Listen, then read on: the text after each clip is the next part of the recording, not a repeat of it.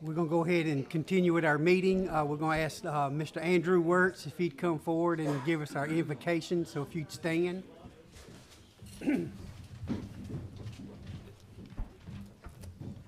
Let us pray. Hey God, thank you for allowing me to pray tonight. And I thank you for the many blessings that you have given us. Now God, I ask you to be with each of the school board members in the process of making choices for the school in your Son, name Jesus. Amen. Amen. Mr. Reynolds, will you lead us in the pledge? Allegiance To the flag of the United States of America and to the republic for which it stands, one nation, under God, indivisible, with liberty and justice for all.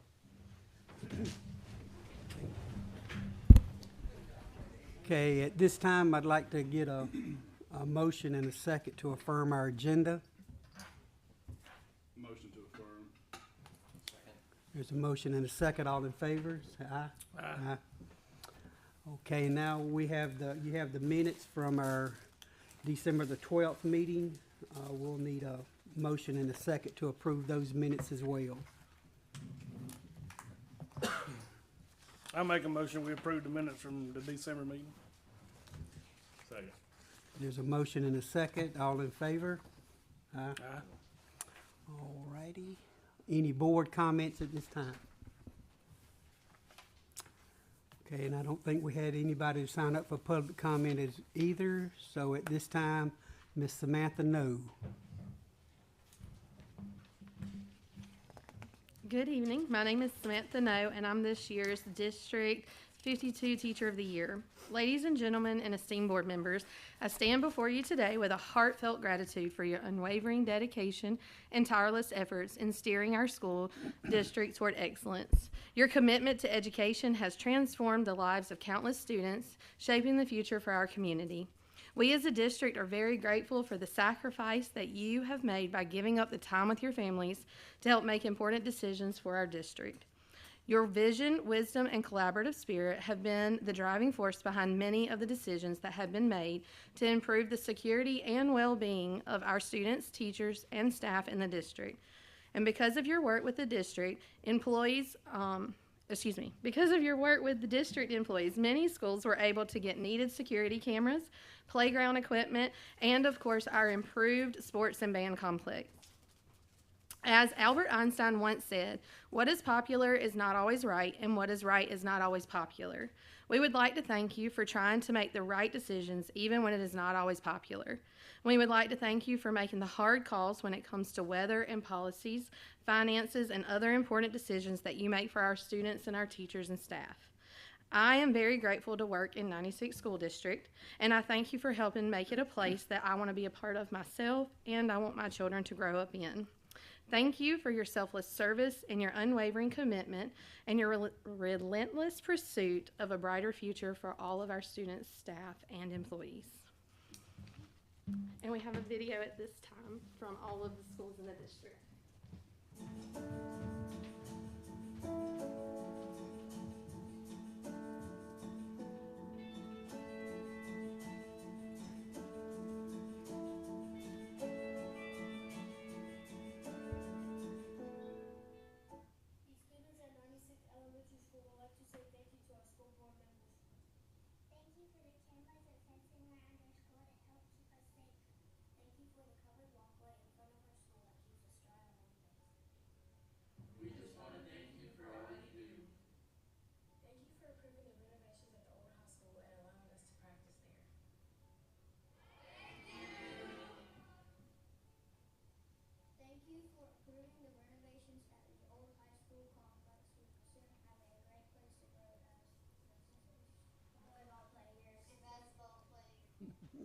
Hey guys, all you guys on guys and gals on school board here at Greenwood 52. We just want to let you know at 96 football how much we appreciate you and all you're doing for our kids out there with the new facility going up and just the countless other things that y'all do as members of our school board to help better everything for our kids here in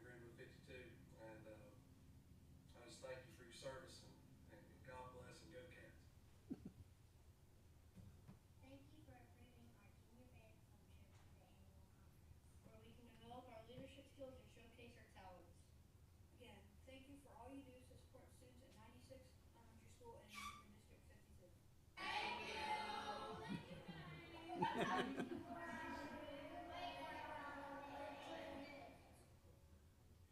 you for all you do for us here at 96 High School. Thank y'all for all y'all done for us. Thank you for having a new form for class. We want to thank the school board for all they do for us here at 96 High School.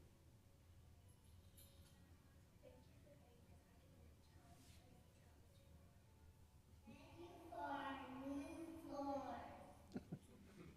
We just want to say thank you for all that you have done. My name is Kelsey. My name is Adeline. My name is Trini. And we represent 96 FFA, and we just want to thank you. Thank you for giving my mom a cigarette.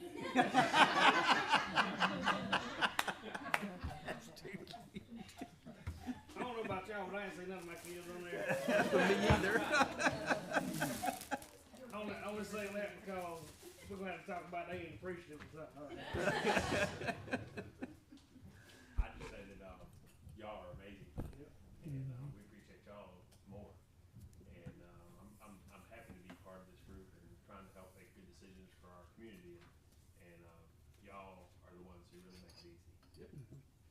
It's really the families and that do it, and the staff, we're working together, and we all work together, and this is just a great honor to be part of the whole community. We appreciate you, each one of you guys, like Dr. Eichelberger said, you guys make it easy for us. And we appreciate that, and we appreciate all that you do each and every day, because you're the hands and feet on the ground and doing the hard work and making sure our kids are learning, and we do appreciate that. Thank you. Okay, Dr. Taylor is gonna now present the ethical principles for our board. All right, as members of the board of District 52, we pledge our efforts to improve public education in our community and will solemnly try to represent, understand, encourage, seek, attend, work, communicate, support, avoid, encourage, support, take, study, and make as members of the board for the District of 52. So thank y'all. And we greatly appreciate what you do and your support and every day. So thank you. And at this time, I'm going to let y'all sign this, and we'll hang it up and get a picture. Do we need to get a picture once we sign it, or? Yeah, no, we can get the picture after the meeting. Let's do it afterwards. And just sign it All after right. the meeting. Yeah, we can Okay. sign it afterwards. and All right, take a Kelsey, picture. you would like a picture now, though? For 'em? Okay. All right, and then, So then we y'all need to can sign sign it? it. Okay. You can sign it. Okay. I'll get you to sign it. So I guess we'll go up front and make a picture. We're gonna make a picture of this. Yeah, Kelsey. Kelsey wants it now. We gotta do what Kelsey says. Good point.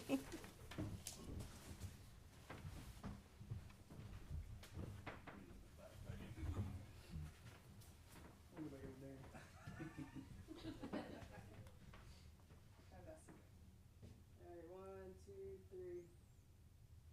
All right, thank you. Thank you.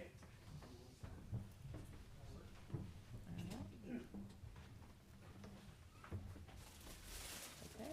Oh, you're gonna put it there if we come to this? All right, we'll sign it afterwards. Thank you.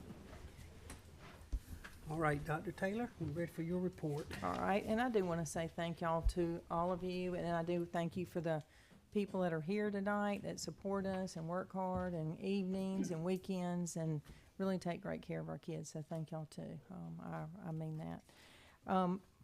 One of the things, I appreciate you rescheduling your Tuesday evening, because last week, on January 9th, we had weather issues, and we were able to close and not worry about transportation or injuries or anything. So I do want to let you know that January 9th will now move to February 19th. February 19th will become an e-learning day where our teachers and our students are following the path of what needs to be done on e-learning day, and so they will participate throughout the day, and we'll get credit for that school day. February 19th was an in-service day, and so that's 7.5 hours of time that the teachers will have to make up after school between now and the end of May, and we'll probably do it in hour increments or 30 minutes, or I know Mr. Spadera, Dr. Spadera is working on that, Ms. Anderson. And so we'll make up that time, that 7.5 hours before the end of the school year. And so that'll give us a chance to get caught up. So that'll be good. In your package, you have your field trips, professional leave requests, fundraiser requests. You do have 2 overnight requests. They are in-state, but I think both of those are culinary arts. One is a preparation for a competition, and then a competition for culinary arts. Okay, you guys got those in your packet. We'll go ahead and approve those at the same time. Both are for the culinary arts class. So if I can get a motion and a second to approve these 2 overnight field trips. Motion to approve. Second it. There's a motion and a second. All in favor? Okay, those are approved. All right, thank you.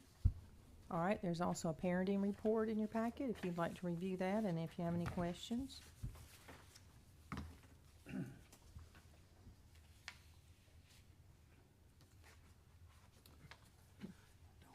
Any questions? All right. Also in your packet is the 190-day 24-25 calendar. If you'll notice, it falls in line with District 50 because they are actually the physical agent for the Technology Center. So we run very closely with them for the 190 days.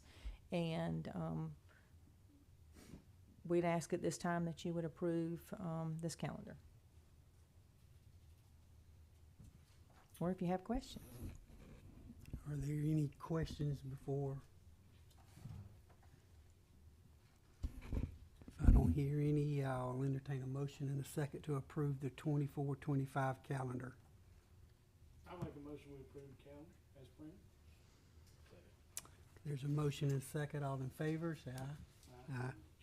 Okay, that's approved. All right, and then we have an opportunity to name our new facility, and one of the requests have been, or general requests with the architects and the builders and people in the community are more of, that's a general designation for the building. So it won't be, in particular, it's more of how do we separate it from 96 High School, and I think a lot of times people go there because that's what GIS or brings it up as, and GPS. And so we're trying to come up with a designation, and our policy asks that we ask the community, and then actually we have sent out a survey, and we have a lot of feedback from people, which is good feedback. Then we have a plan next week to have a committee meet and look at that and review that process. Mr. Graves will be in charge of that.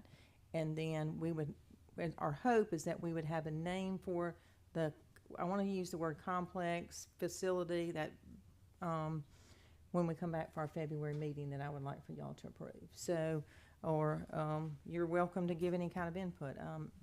Mr. Jackson will be sitting on the committee, and so we have a variety of representation from that.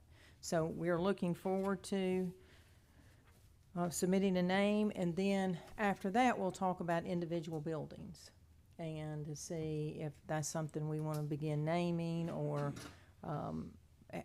what the time will be for that. But we need this now because they said it may be 6 to 8 months to order actually the signage to get that done and then be ready when the building opens.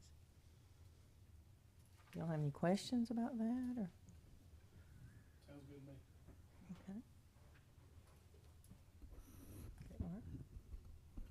All right.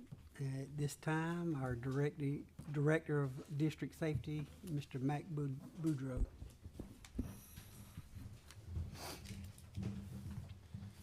Dr. Taylor, Mr. Jackson, members of the board. In your packet, you should have the report from December. The primary school had 2. One was EMS call at a wrestler that had a medical issue. Another was an information report. Elementary school had 3. That was an information report, a fire alarm, and a fraud investigation that was conducted by an SRO. Middle school had 0, high school had 2. It was a property check that was conducted by one of our road officers at night. Building was found secure, which was always good. And a suspicious person. On that one, I'd like to speak just a brief second. I'd like to commend the secretaries at the middle school and high school for their quick thinking.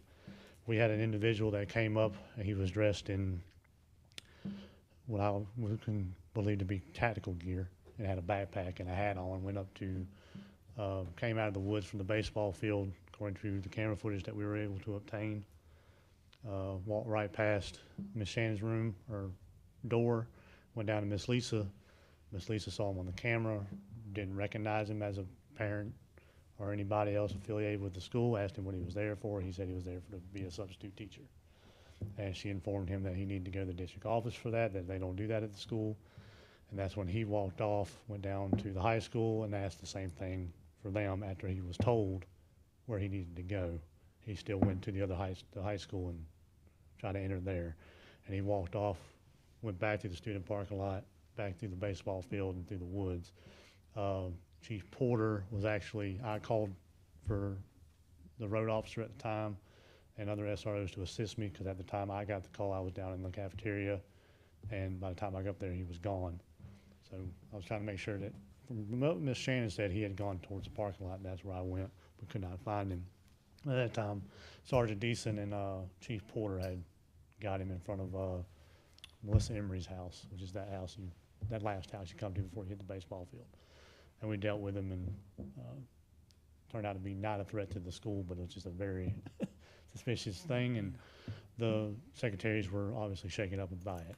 So I'd like to commend them on their quick action for that, and quick thinking not to allow him in the school. The alternative school had 0. Transportation had 1, which is a stop arm violation. The high school baseball field and the high school football field had 0. District office also had 0. That's 8 for the month, which is the same as it was last year, and the same as it was this time same as it was last month and the same time last year. So that was drills and training. The only thing I got for you is each school did their fire drill last month, and there's no safety updates. Any questions? Don't think so. right, Thank you, thank sir. y'all. Appreciate it. Mr. Mackey, Finance. Updated numbers for you guys today, so I figured I'd turn them out for you. Thank you. Thank you, sir. All right, so yeah, we get our county reports for the prior month tax revenue in the 15th of every month. So just today I got December's, so I updated the information to bring it to you guys. As you'll see, if you compare it to the one in your packet, our revenue increased by over $1 million in tax revenue this year, or as of 12/31. So that brings our total revenue as of December to about $5.5 million. Our expenses are about $6.6 million. There's really nothing unusual there. Like I said previously, once our property tax revenue comes in January, our revenue will exceed our expenses at that point for the rest of the year, hopefully. If you look at compared to last year we had 6.8 million in revenue. That number is so much higher than the other years because we got our fee in lieu of tax money in December last year, and the county has not allocated any of that yet this year. It was an outlier last year. That was $1.7 million. So if you back out that number, our revenue is ahead of where we were last year by about close to $500,000. So there's really nothing unusual or concerning at this point from a finance standpoint. I didn't reprint any of the expense categories because none of that changed from your packet. So if you guys have any questions on any of that information, I will be happy to answer it.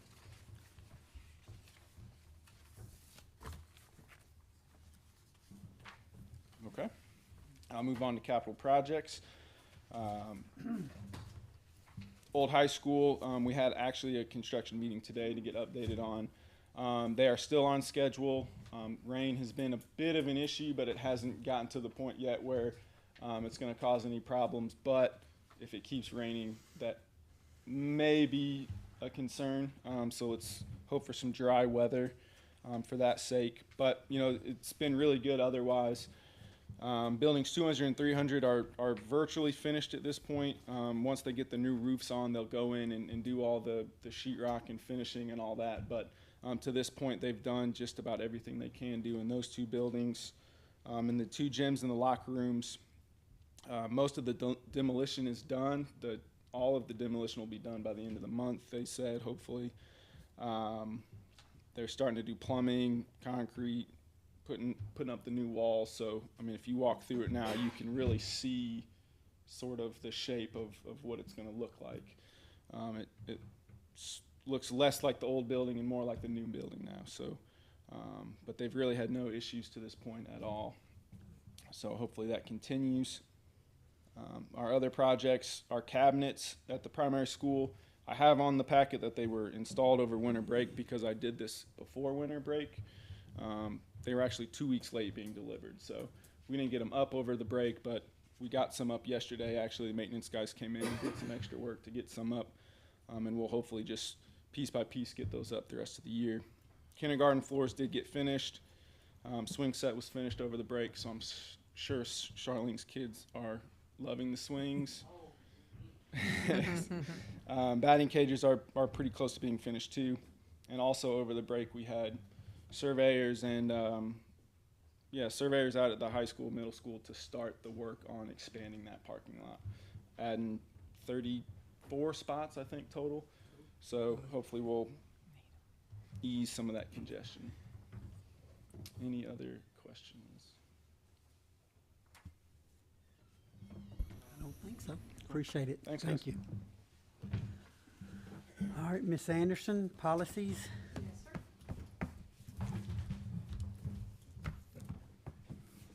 Okay, I bring before you tonight a couple of second reading policies.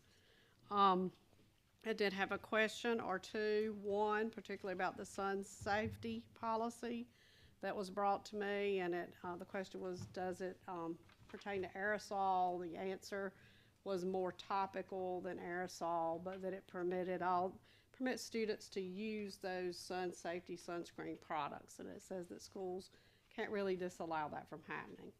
So we had some great discussion about what you can do with policies. You can approve them or you can table them. And so the policies that I bring before you tonight, you have a couple options as to what you want to do. But are there any questions before we get into the approval process about any of the second reading policies, other than that sun safety one? Okay. All right, so if not, I'm seeking a motion to approve policy ADC, tobacco-free school district, policy GBED, tobacco-free workplace, policy JICG, tobacco use by students, policy JLIG, sun safety.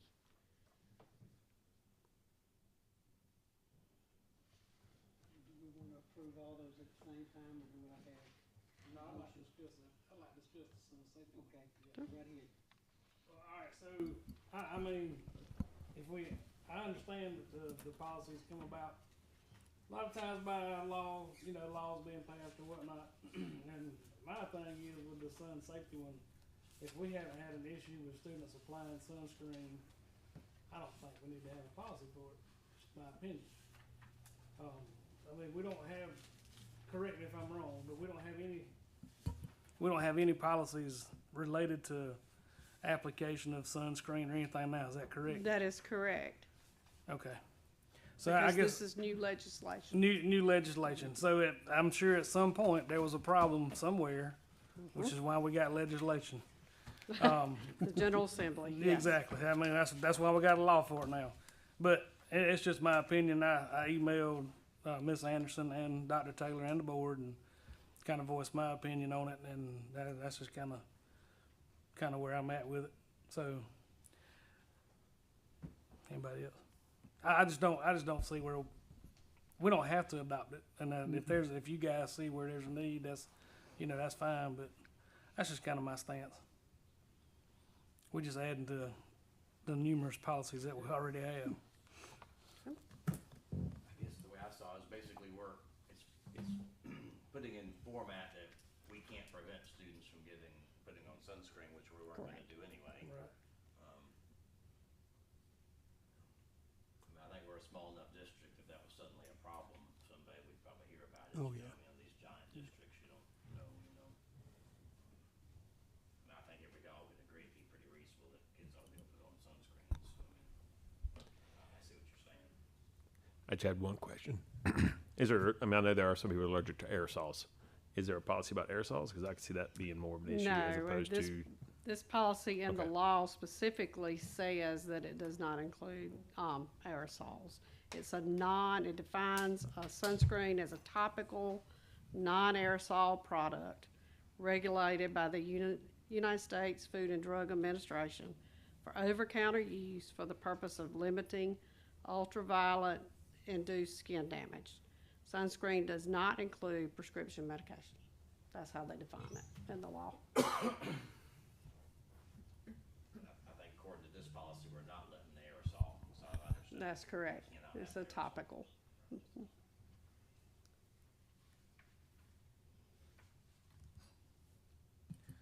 I'll say this too, and speaking on sun safety, my kids don't understand sun safety, and of course, Yes. me either, because not until about 4 or 5 years ago when my head started getting sunburned.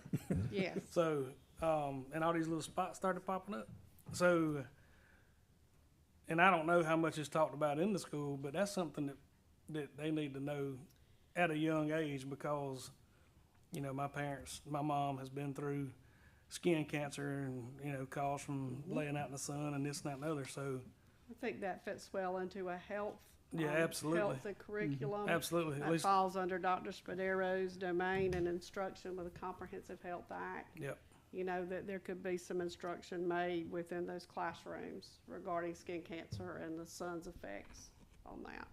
Because you know, with my kids playing sports, and they don't, not that they don't worry about it, but they don't think about it, and it's not taught enough at an early age. Okay? Yes, I'm fine with passing it, because the way I see it is just codifying what should be done, which is that they should have the right to put on sunscreen. They probably should put it on more often, so, Right. you know, like I said, I can't anticipate there being a problem, but I don't know, you never know, maybe there'll be some coach that might, I mean, I don't know, I'm just trying to come up with some reason that somebody might, or some parent would say, I don't know, but I think it's a nice thing to do. I mean, I assume there was a policy at some facility somewhere said you can't put on lotions. And therefore, they kind of had to make it black and white, and therefore, they had to write this into the rule that said you can't put on suntan lotion or you can't put on sunscreen.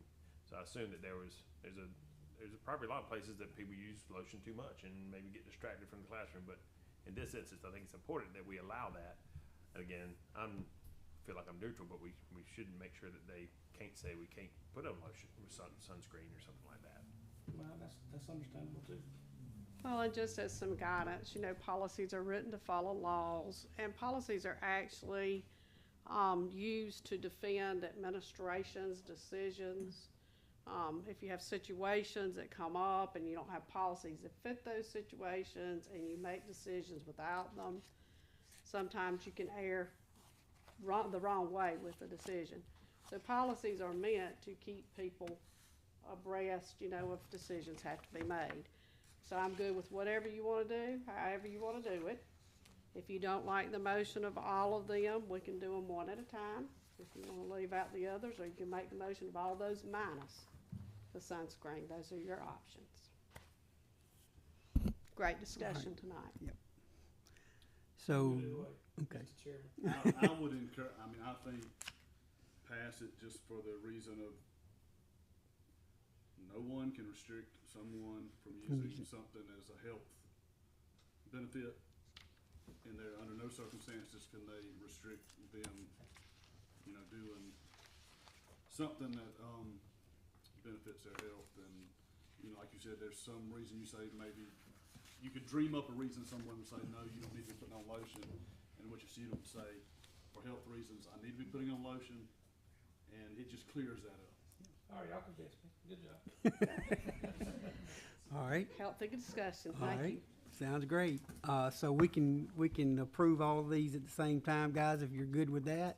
Mhm. So I'll need a motion to approve second reading on policy ADC, GBED, JICG, and JLIG. Do I have a motion and a second? Motion that we approve ADC, GBTG, JICG, and JLIG. There's a motion. I'll second. Okay, there's a motion second. All in favor, say aye. Aye. Okay. All right, those pass. All right, so that group of policies will be the last policies that were in the South Carolina legislative update that I have to bring to you. So any remaining policies that we have are policies that come from the administration that people need revision. As you review the manual, if there are other policies you would like to have brought, you know, we're open to those as well. But we do have one more that is brought as a first reading from the administration, and it's policy JKE, expulsion of students. And in your packet on page 42, you have the current policy, the way it reads now, and then on page 43, you have the proposed policy. And notice that the proposed policy adds a sentence: students may be expelled when the presence of the student is deemed detrimental to the best interest of the school.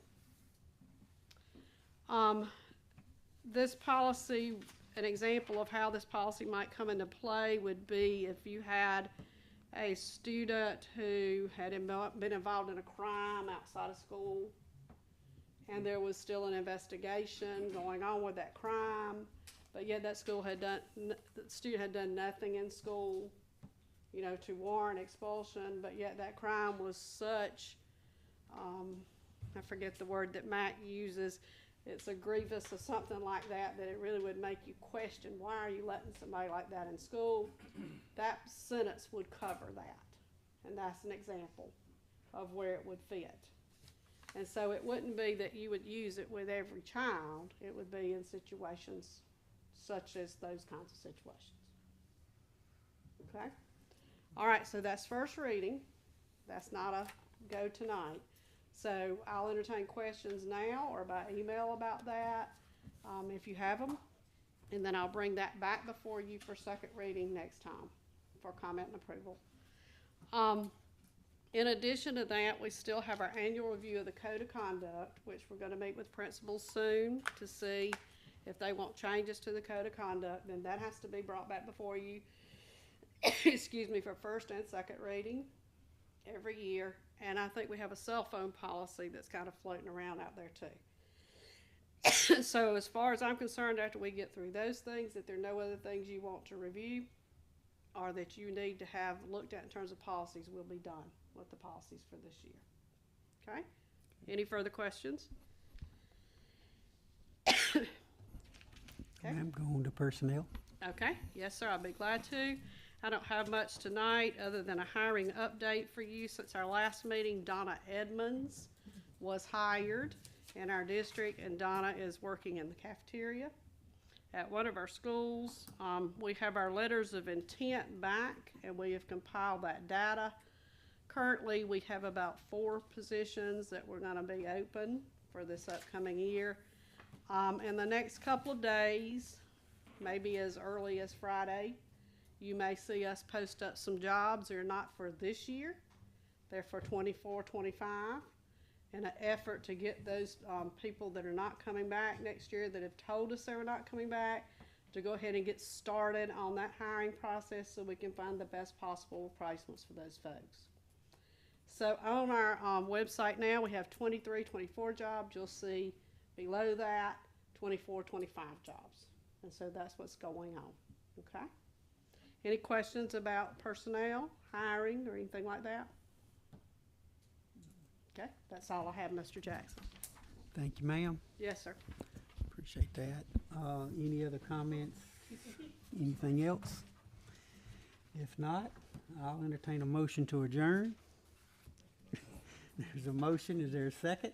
I'll second. there's a motion second. All in favor, say aye. Aye. Appreciate you guys being here. Thank you.